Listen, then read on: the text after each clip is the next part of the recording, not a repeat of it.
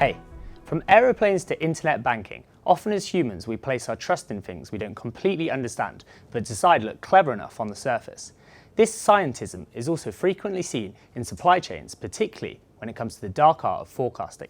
Today on Lokad TV, we're going to understand why this is such an easy hole to fall down and discuss whether something that looks clever on the surface actually is in reality. So Janice, today we're talking about scientism. Sounds a bit theoretical, but what is it exactly? So, I mean, scientism is, I would say, an extreme belief in science. You know, if you, and the idea that you can literally solve all those your problems, I would say, in life, in society, with like a scientific approach, which kind of sounds good, but actually is a bit naive. And actually, in the specific case of supply chain, it would be maybe when I use this term, a synonym for naive rationalism. You know, an approach where we say, well, we have a recipe, we have algorithms, we have this bit of technology, and we can literally solve the problem with that. You know, there is like a definitive methods to it. I've observed especially in supply chain, that very frequently large organizations tend to kind of mimic the scientific methods. And so they do things that share the attributes of science. So what does that mean? Well, there is a lot of numbers involved. That's good. There is a lot of formulas involved. Yes, good. There are people with PhDs involved. Yeah, checkbox, one more. There is a lot of metrics. There is a lot of measurements. There is like some kind of process. And you put all of that together and you have like all the attributes of science, but sometimes, or actually very frequently, you don't have anything that would actually, in my eyes, qualify as scientific. So you have the attributes, but it's like a facade. It's just an illusion. Okay, before we maybe get onto sort of the supply chain side of things, do you have any sort of real world examples of how people have become sort of overly reliant on scientific results and sort of got a bit too carried away? Where have we seen shortcuts being taken? There is like a huge controversy nowadays in social sciences, because basically the majority of the papers that have been published during the last something like 5 decades in social sciences just do not reproduce, which is like massive problems. And it came to one of the root cause of the problem was p-hacking. It's basically a way to p-values is a way to establish how much confidence you can have in an hypothesis, you know, a scientific hypothesis. I postulate that, let's say, for example, eating strawberries is good for your health. That's my hypothesis. I make a measurement and I test and I validate, you know, this hypothesis. And the problem is that if you actually test thousands, millions of hypotheses, then you will actually generate tons of hypotheses that, according to the data, just exhibit super nice p-values. So basically things that where it seems that you could be very, very confident. But obviously the problem is just that you've tested so many hypotheses that, according to the limited data that you have, some of them happen to be true almost completely out of sheer randomness. But and back to supply chain, you have many similarities where you can have things where methods that have, again, the look of something very rational, but when you scratch under the surface, it's profoundly irrational. So let's look at them then. In a supply chain, what are those sort of examples of things that look easy on the surface, but actually once you get sort of deeper into it, it's not at all and it's a lot less rational? Probably demand forecasting. I mean, you have like entire books written about how you can build demand forecasting model. You know, you have an entire literature on that, from the old vintage models of exponential smoothing, alt winters and whatnot. And you would think, oh, but forecasting, you know, statistical demand forecasting is something that is very, very much established. I mean, you have a forecast, you can do a benchmark, you can do backtesting. It looks like the archetype of something that is like super scientific. And my point is that frequently it's not. It's not scientific at all. It's very, very naive. Actually, it's one of the first mistakes I did at Lokad over a decade ago, was to think that it was like that this kind of algorithmic approach to demand forecasting was actually working. It's not for actually quite a lot of reasons. One of the reasons is that you end up with a self-prophetic effect. If you forecast that you're not going to have any demand for a product in a store, then maybe you're not even going to put the product in the store, and thus you will end up with a self-fulfilling prophecy that if you forecast zero demand, then you don't put any stock, and then you don't sell anything, and then, well, your forecast is like 100% correct. And then I guess you'd have more confidence in that forecast. Exactly. I mean, it's statistically proven, and yet, when you think about it, it's kind of dumb business-wise, and actually it is dumb. So that's, obviously this is an extreme example. A slightly more, advanced example, but still fairly dumb, is like you want to do a forecast for, let's say, a fashion brand. And if you want to forecast how many units are going to be sold of a given product, well, you just have to look at how many units were purchased or produced in the first place. If you produce 1,000 shirts, well, guess what? You are going to sell 1,000 shirts. I mean, minus a shrinkage. But how does it come? Well, it comes that if you don't sell all those 1,000 shirts, you're going to heavily discount your products, put them on sale, and ultimately they will get sold. So you see, you have this naive, self-fulfilling prophecy where whatever you produce is basically what you end up selling no matter what. So what's the alternative then? Because I mean, it sounds like you've got a method, the method kind of works, it's getting you in the right ballpark, kind of works. What's the alternative? The alternative is, first you have to acknowledge, that the situation is complex, that you have humans involved, that you have a complex system with feedback loops all over the place, that you have second-order effects. So second-order effects are, for example, you give a discount to a client. What do you create? I mean, obviously, this discount costs you, this amount of euros or dollar in margin that you don't get. Okay, that's the first order effect of the discount. Another part of the first order effect is that you have probably some kind of boost of the demand. You start to sell a product with a large discount, sales are going to increase, usually. But the second order effect is that you create, an expectation in your customer base of actually buying products at a discount. So again, naive rationalism or scientism, it's this sort of methods where you focus mostly on first order effects, where you take shortcuts, you kind of simplify the situation, and so that you end up with something where it's easy to do measurements, it's easy to produce metrics, and it's easy to kind of do benchmark and test hypotheses. But the fact that it is easy doesn't mean that it's relevant. It's not because something is easy that is actually good for your business. So how can these sort of oversimplifications kind of impact upon supply chain professionals? Like, what's the result of them? I mean, again, that's where it becomes very difficult. Where do you draw the line between a model that is useful and a model that is like adverse? When I say a model, I mean a mathematical model, a way to have like a quantitative modelization of something in your company. And that's where I would say you need human judgment, a high-level human intelligence that makes a statement about, am I looking at this model? Is it even the right way to look at the problem? And I believe that it is part of science, and it can be done in a fairly scientific way. But suddenly, it's not just something that is like a brutal matter of simple measurement and testing hypothesis.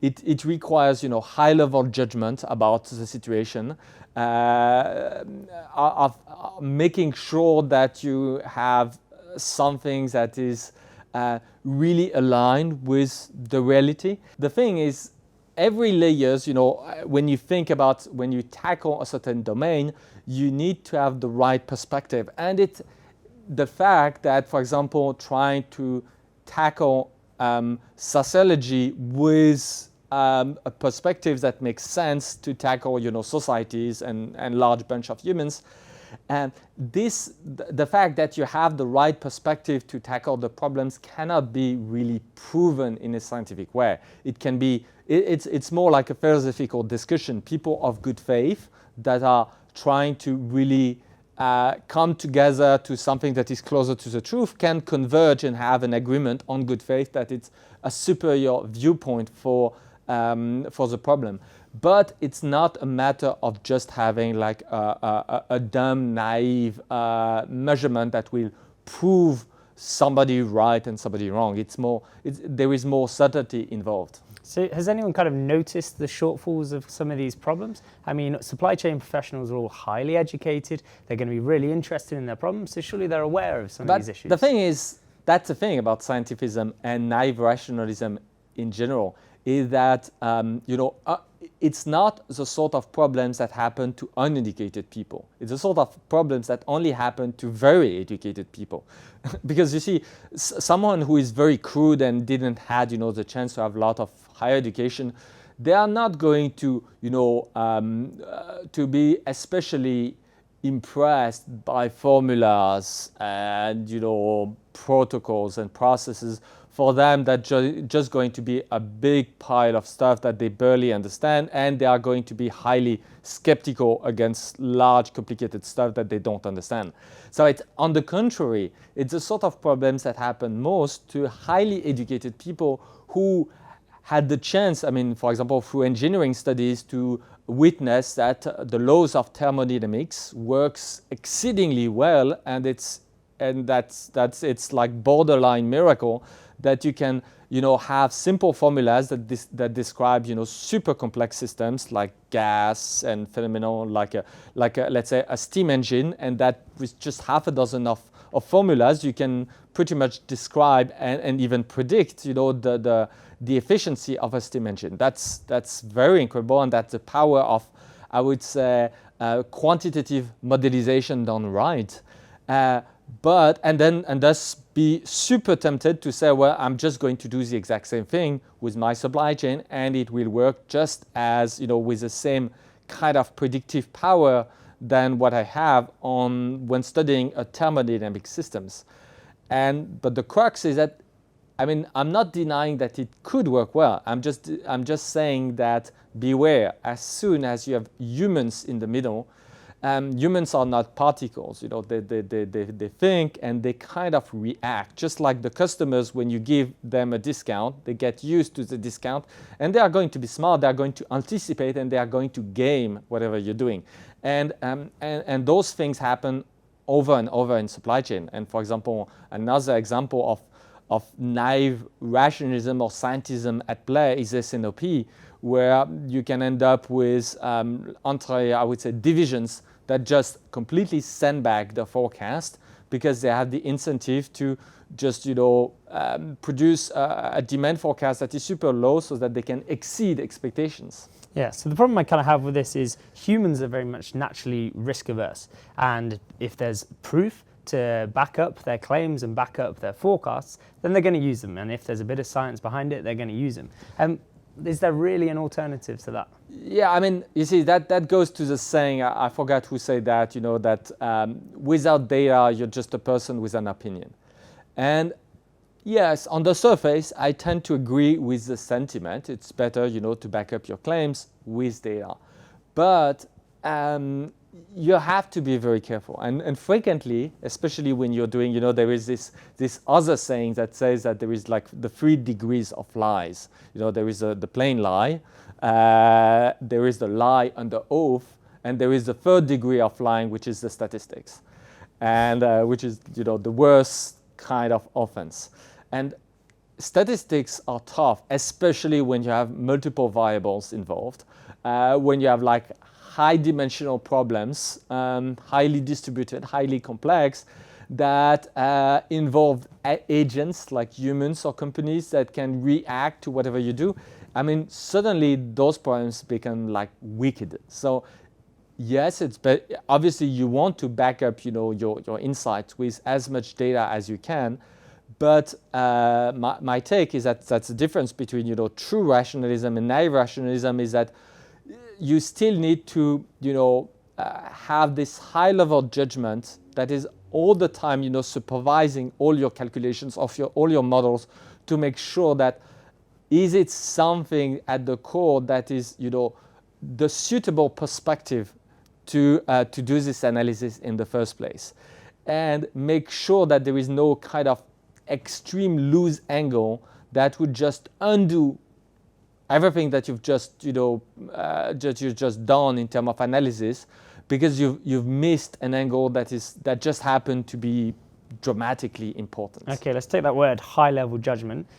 You could argue that partly what we do at Lokad does have a fair amount of naive rationalism attached to it. I think many of our clients would admit that they don't completely understand all of the black magic that our supply chain scientists get up to. So how do you ensure that our clients understand what's going on? But that's the thing, is that I would argue that the most important thing is not to understand, the technicalities. What I really care is, again, it's the high-level understanding. Because you see, those technicalities, ultimately, it's mostly things that are inconsequential.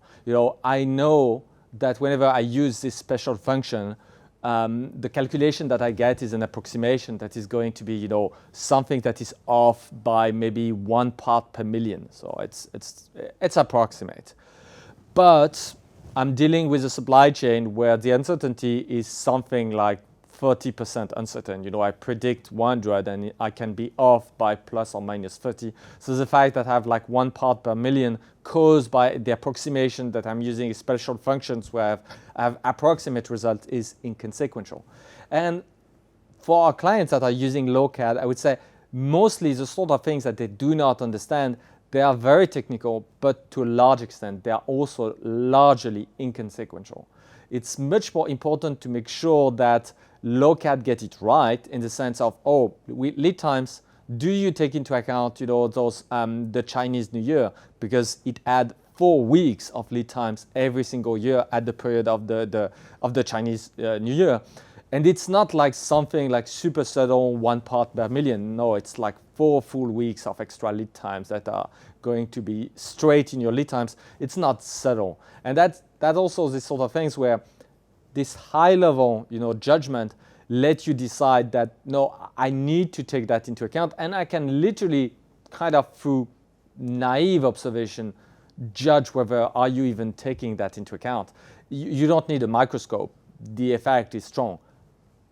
Potentially, 1 century from now, we will have refined the methods so thoroughly that people will start to analyze effect that add like half a day of lead time in some specific configuration and can be really scientific about it. But right now we are still very much scratching the surface, and getting the system, I would say, approximately right is like a fantastic improvement compared to what we had before. Okay, so if we start sort of drawing things together today, what's the key lesson we should kind of take? That it's good to have these kind of scientific approaches, but they need to be combined with a lot of common sense as well? Yes, I mean, first be very, I would say, skeptical about having, this kind of rational organization where you could say, we have a team that is like the forecasting team, we have a team that is the planning team, we have the team that is the purchasing team, and all of them have their formulas, and all of them are, optimized against simple metrics, and it looks like perfectly well defined and rational and driven and customer driven or whatever. Because when I face this sort of situation, my immediate observation after, is that this system is not rational. This system is only having the attributes of, is displaying the attributes of rationality, the attributes of science, so that it's just something that is like, that is like a mirage, that is looking like something that appears like very scientific, but it's not at all. And don't underestimate, another lesson would be, don't underestimate that the fact that highly educated engineers can still be like impossibly clueless about the real world. And when I say highly educated engineers, I'm putting myself in this category. You know, I started Lokad straight out of university, very proud of all this mathematical background that I had acquired, thrilled on the idea of just we're going to apply all those beautiful high-dimensional statistics to real-world situations, and it will work beautifully. And turned out, that was a painful lesson of the first few years of Lokad, is that no, it doesn't. Actually, it even systematically blow in your face in seemingly impossibly surprising ways. I mean, looking back, it was not impossibly surprising. It was like very obviously the obvious consequence of naive rationalism at play. But so my suggestion for the clients, to wrap it up, is that you need expert insights in what you're doing, and you need to have this common sense of, okay, does this roughly make sense? If not, no matter how much buzzwords and keywords and and tech you throw at the problem, what you're going to get is just nonsense at an industrial scale. Okay, brilliant. I never thought we'd hear you say that science and maths can sometimes be perhaps not all you need. Who knew? Okay, that's everything for this week. Thanks very much for tuning in, and we'll see you again next time. Thanks for watching.